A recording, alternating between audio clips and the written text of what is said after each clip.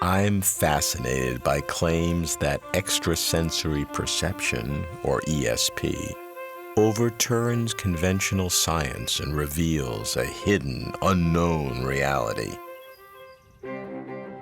Not the psychic nonsense of public fantasy and media exploitation, but the statements of scientists, few in number, who try to study ESP scientifically. Their field is called parapsychology, but critics who call themselves skeptics assert that it's all pseudoscience and should be, in their words, debunked.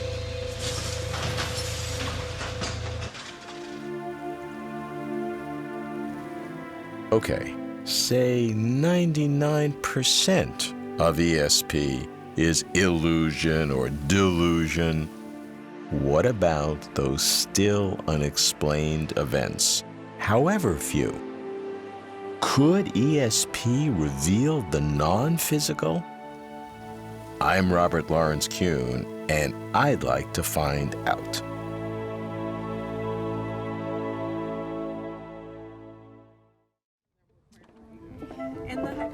Marilyn Schlitz, an anthropologist, is Vice President for Research at the Institute of Noetic Sciences, a center of parapsychology and other claims of the paranormal. As a student, I would have loved ESP to be real, entered the field myself, tried the search, but the data just didn't convey confidence. Marilyn's experiments, conducted later, were some of the best. Marilyn, I desperately want to know what existence is. And you know, I did my PhD in brain science, I talked to physicists, philosophers, and even though I'm a little skeptical about ESP, I cannot avoid it. Why do we find ESP so intriguing? Well, I think throughout history and every recorded culture, we have people who report these kinds of experiences. It suggests that somehow our consciousness can reach out and travel in the world in ways that, you know, a strictly materialist brain science kind of view wouldn't allow for. One of the most common ways that people report these is in sleep or dream experiences, where they are now in a non-ordinary state of awareness, where a lot of the conventional sensory inputs have been eliminated, and somehow it allows the brain and the mind to access information about the physical world that we're just too busy in a normal day to attend to. Then the deeper question is, you know, from an ontological point of view, is there some reality to this? Is it really true that somehow I'm able to extend the reach of my perception, you know, even onto the other side of the planet to describe activities that are happening there? And rather than just taking it on face value, scientists have now begun to really look at the possibility that we can demonstrate under randomized double-blind type protocols that in fact there is some kind of communication that happens between two people. And this communication seems to defy most of what we would commonly call, you know, our physical understanding. I think when people talk about psi phenomena, they're talking about kind of four classes of experience. One is telepathy, which is a kind of mind-to-mind communication, so I can somehow know your thoughts or feelings. The second area is clairvoyance, the idea that somebody can acquire information about an object or event that they don't have any sensory information about.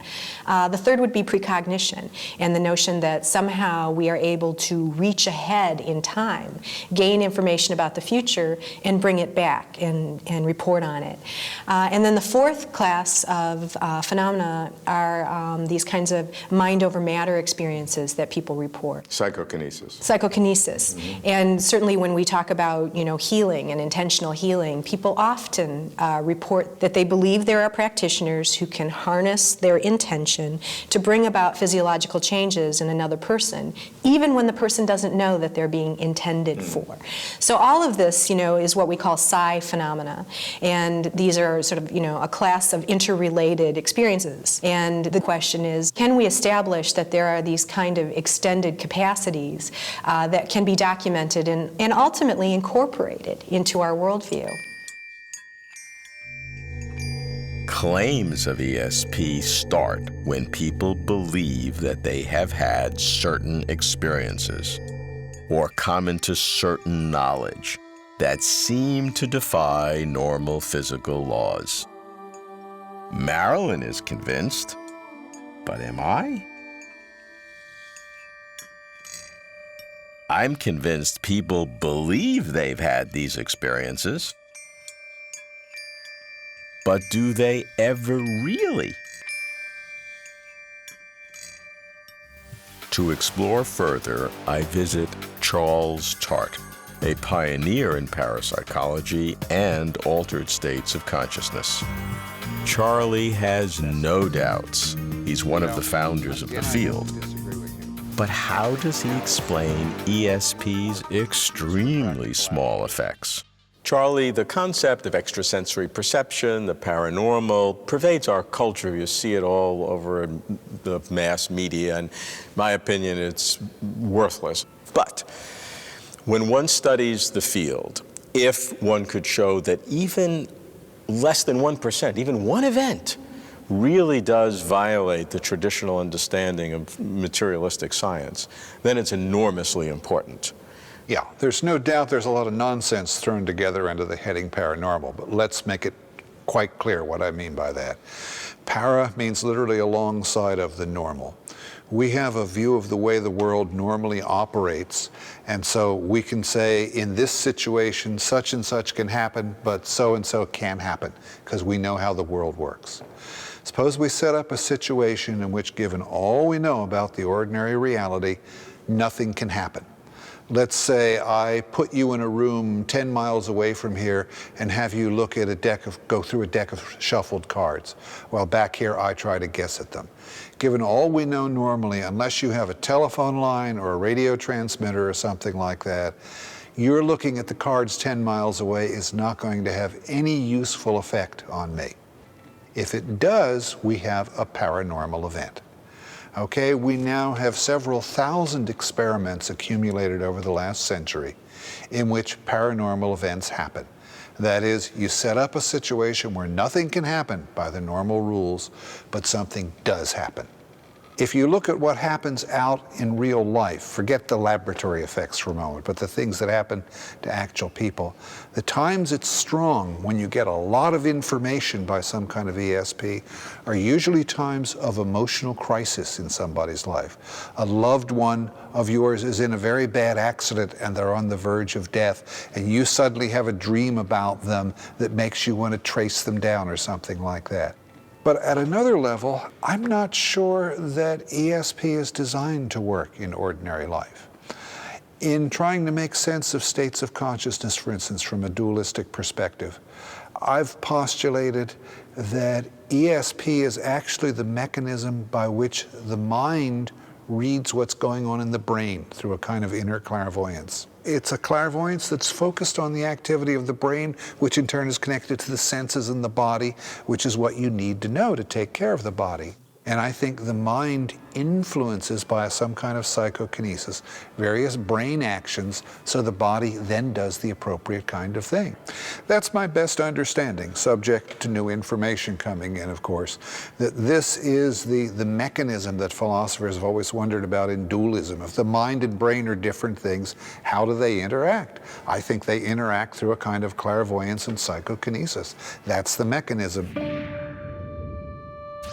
But if any of this parapsychology is true, our physical worldview, scientifically founded, would be shaken severely. That's why one must be extra skeptical. And that's why I must see Susan Blackmore. She doesn't believe any of this, not anymore. Sue has a doctorate in parapsychology, but after searching for decades to prove that ESP is real, she decided that it was not. I meet her in Oxford at the Pitt Rivers Museum. Sue, you were in parapsychology for 30 years. What can you tell us now about the capacity of parapsychology to discern the reality or the non-reality of a non-physical existence. If there was any little bit that was real, telepathy, clairvoyance, psychokinesis, it would overthrow, I think it would overthrow the fundamentals of all sciences. It would certainly overthrow all the psychology I know about. It would mean communication with brains, brain to brain directly. Brains couldn't work the way we think they do. It would be absolute dynamite to science, which of course is why I kept going. 30 years I kept, studying paranormal phenomena, thinking, it's so important if it's there, but I don't think it is. Tell me about those 30 years in parapsychology. Well, it started with a dramatic out-of-the-body experience that I had here in Oxford in 1970 when I came up as a student to read physiology and psychology. I was already interested in the paranormal. I was running the Psychical Research Society in the university. We'd been having Ouija sessions and inviting mediums and spiritualists and all sorts of wonderful things. And one night I went back to a friend's room to smoke some marijuana, which, this was the 70s, that's what we did of an evening. And I found myself going down this tunnel towards a bright light. And this was the most incredible experience. Lasted a couple of hours. It included all of the kind of classic phenomena of a near-death experience, really. Seeing what seemed to be other worlds and meeting people and travelling, I became absolutely convinced of all sorts of things that actually don't follow from that, but seem to. That I had a spirit or a soul, that I'd survive forever, that I could have telepathy, see things at a distance. And that's what made me absolutely determined to become a parapsychologist and prove all those closed-minded scientists that I was learning from here in Oxford to be wrong. Pretty dramatic aim in life, isn't it?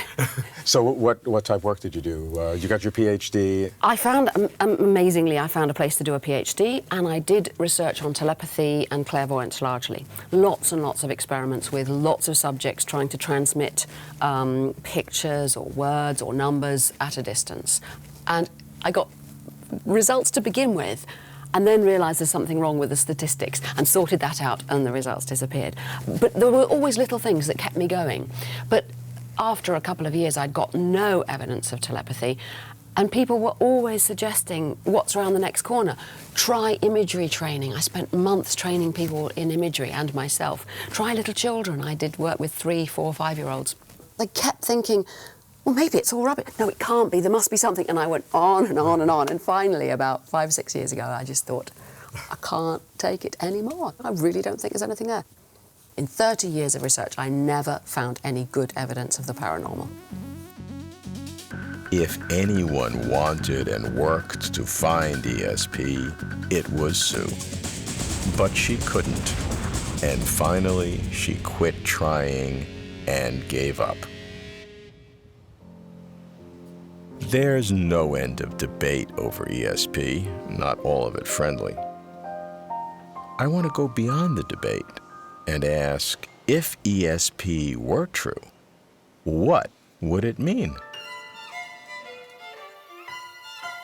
I love the quest of parapsychology, though I remain pessimistic that real progress can ever be made.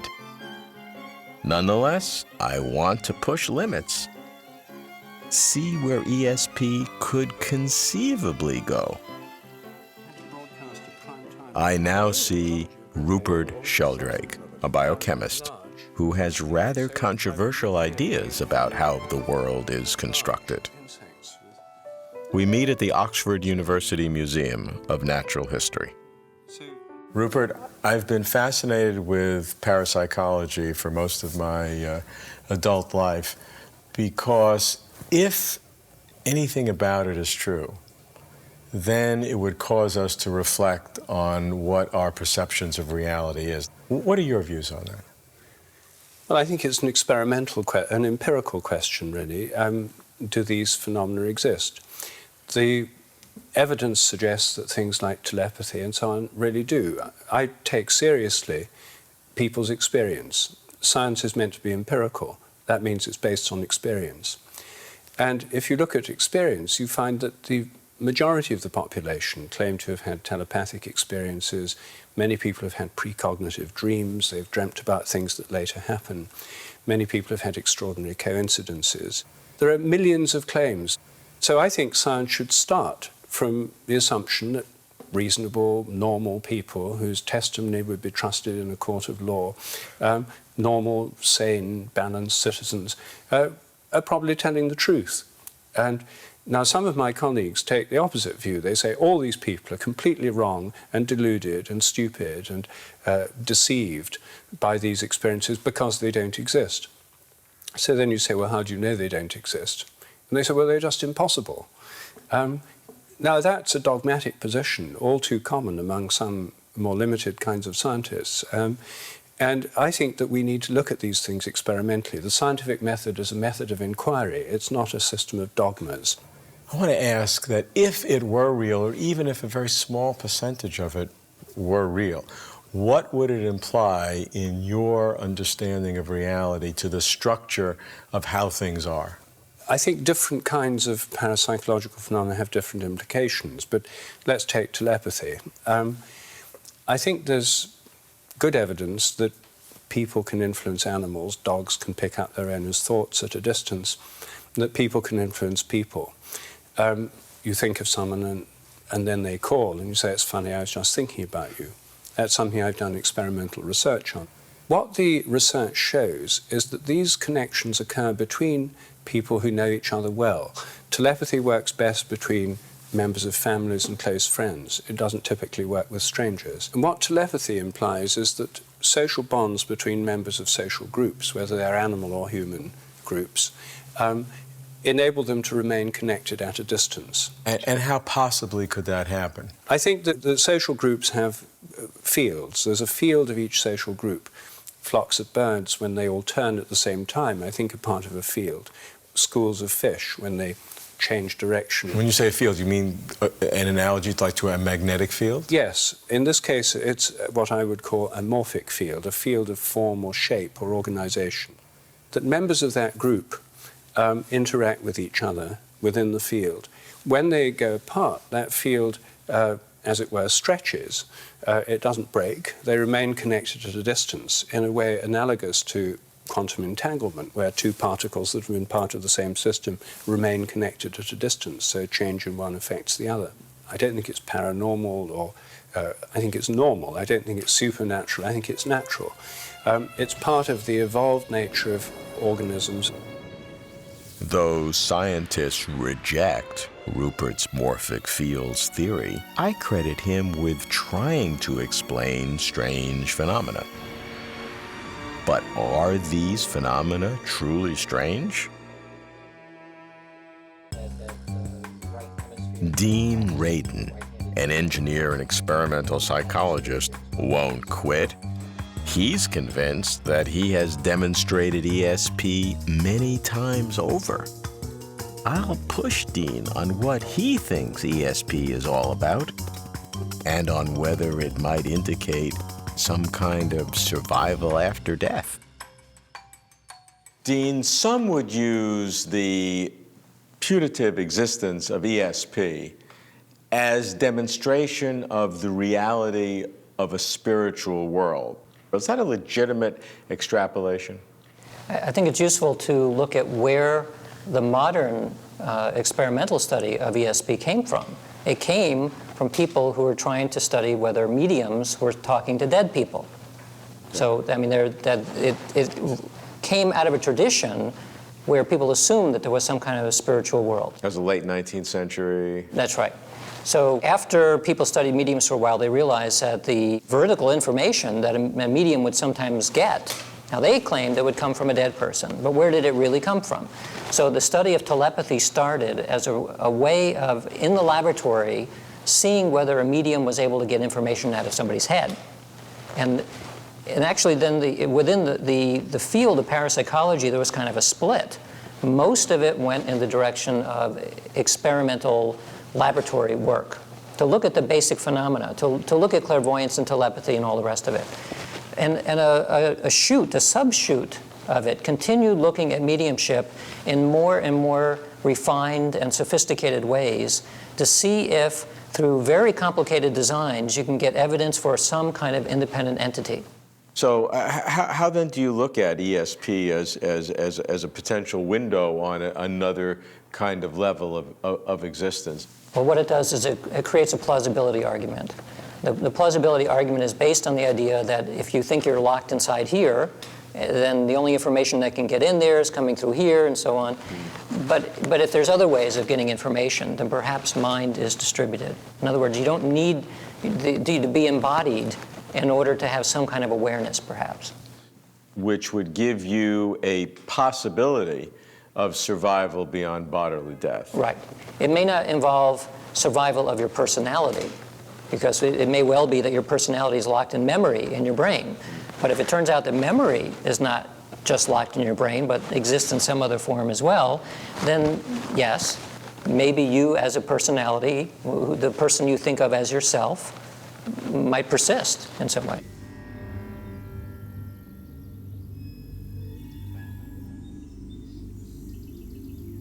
To Dean, ESP is real. But whether it provides evidence that we survive death is an open question. No surprise, Dean, I now consult a professional skeptic.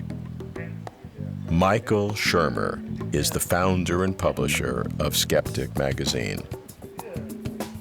Michael's a friend, and I respect his way of thinking as a reinforced levee against the high tide of unsubstantiated hope. Well, I go so far as to say there's no such thing as the paranormal. There's just the normal and a bunch of mysteries we haven't explained yet that have mostly to do with our own ignorance about the workings of the human mind and the natural world. So, for example, people often talk about altered states of consciousness and how somehow these tap into some other world.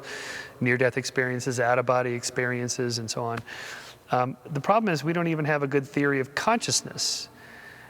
How can we have a theory of altered states of consciousness if we don't even know what consciousness is yet, and the neural correlates of it, and so on? So I think much of this has to do with our own ignorance about human psychology and the physical world. We don't have to alter the laws of physics to explain how a psychic can talk to dead people, because he can't talk to dead people, and we have another explanation for what's really going on there in the room, and there's nothing left to explain. How does the astrologer do it?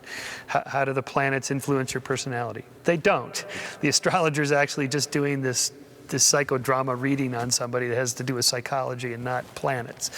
So for the most part, there's nothing to explain. Hey, that's the point, though. For the most part, I don't care if 99.99, take your nines as far as you want, is the phony, the charlatan, the mob psychology, call it what you will. I want to know if out on that decimal point, the 0.0001, for the most part, you said, yeah. I want to know for that little part, if that little part is legitimatizing a non-physical world. I don't care about all the rest. Maybe. But that's about as far as I can go. Hey, maybe from you is important. Well, I'll take it maybe very powerfully. As a skeptic, you have to say maybe, and you have to say, I don't know. You have to, because a skeptic is just a scientist. The scientific perspective is we don't know everything, we can't know everything, so therefore there's always going to be an opening. But an opening doesn't mean there's this whole other vast world that really exists, it just means I don't know.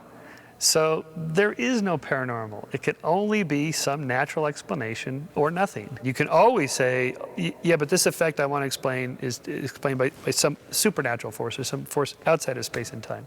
End of conversation.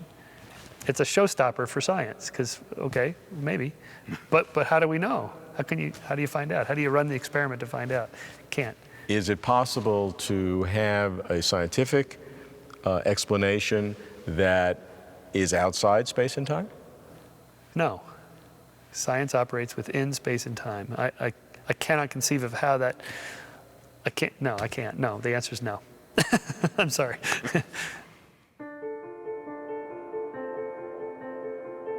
Maybe ESP is just wishful thinking, sloppy science, clever conjuring, or outright fraud. Maybe the public is just being duped. So there are two phenomena. Although I reject the vast majority of ESP claims, An experimental question. I cannot discard them all. Do these phenomena exist?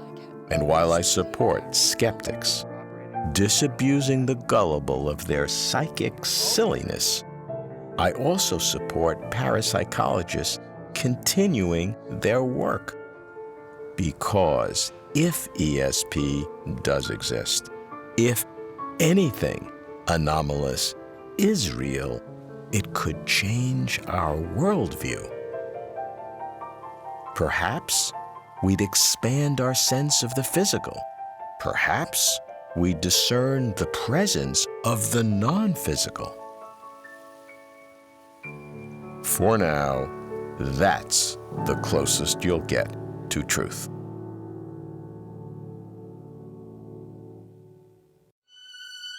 For complete interviews and for further information, please visit closertotruth.com.